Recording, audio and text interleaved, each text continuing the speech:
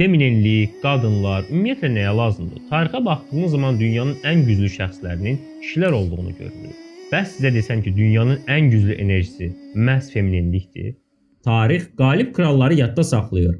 Əslində isə sivilizasiyalar qurub saxlayan, görünməz sosial toxumanı toxuyan qadınlar olub. Mədəniyyəti nəsildən nəslə ötürən, ailəni birlikdə saxlayan bu qadın o kralı yetişdirən idi əslində.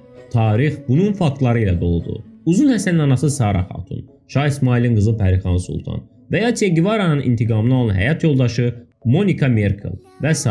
Bu, yalnız qadınsılıq deyil, kainatın özündə olan bir prinsipdir. Qadın intiqam da ala bilər. Məsələn, sırf qadın olduğu üçün universitetə qəbul edilməyən, amma daha sonra kəşfləri ilə milyonlarla canı xilas edib Nobel mükafatı alıb tələbə kimi qovulduğu universitetə professor olaraq qayıdan Marie Curie kimi. Amma onu ucaldan, bu qədər hadisə qarşısında belə öz feminenliyini qoruyaraq, baş əyib qarşılaması, bunu qoruyaraq etməsi idi. Azadlıq adı altında qışqırıb bağıraraq yox. Problemin mənşəyi qadınlara kişi xüsusiyyətlərinin yüklənməsi və bunların normallaşdırılmasıdır.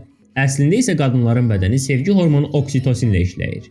O doğuş zamanı, uşağı əmzirərkən və hətta sadəcə qucaqlaşanda belə işə düşür. Bu hormon etimad yaradır, yaraları sağaldır və sosial əlaqə qurur. Qadın biokimyası insanları bir arada saxlamaq üçün proqramlaşdırılır.